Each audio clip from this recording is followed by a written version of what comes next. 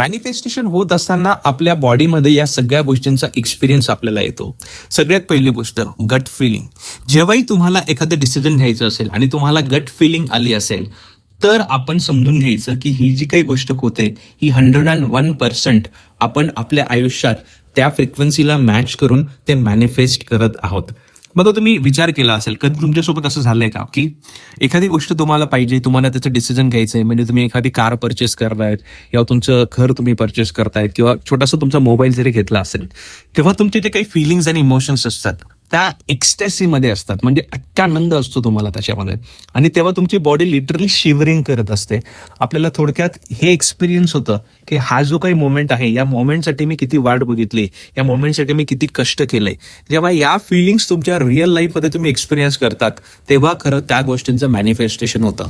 मग जेव्हा तुम्ही व्हिज्युअलायझेशन करत असताना किंवा इमॅजिनेशन करत असताना जी गोष्ट तुम्हाला पाहिजे त्या गोष्टीसाठी जर तुम्ही सेम जे काही एक्सपिरियन्स केलेला आहे त्या सेम फिलिंग्स पुन्हा तिथे अप्लाय केल्या तर नक्कीच तुमच्या आयुष्यात हे चेंजेस तुम्ही एक्सपिरियन्स कराल आणि तुमच्या आयुष्यात हवी ती रियालिटी तुम्ही मॅनिफेस्ट करू शकतात.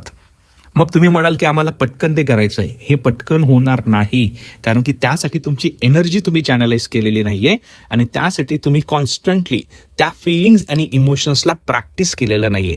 जेव्हा या सगळ्या गोष्टी कशा प्रॅक्टिस करायची याची सवय तुम्हाला लागते, ऑटोमॅटिकली तुमच्या आयुष्यात त्या सगळ्या गोष्टी घडायला लागतात आणि यासाठीच आपल्याला या सगळ्या गोष्टी शिकणं गरजेचं आहे. तुम्हाला रील आवडल्यास नक्की शेअर करा, लाईक करा आणि तुमच्या फ्रेंड्स आणि फॅमिली मेंबर्सला सुद्धा फॉलो करायला सांगा.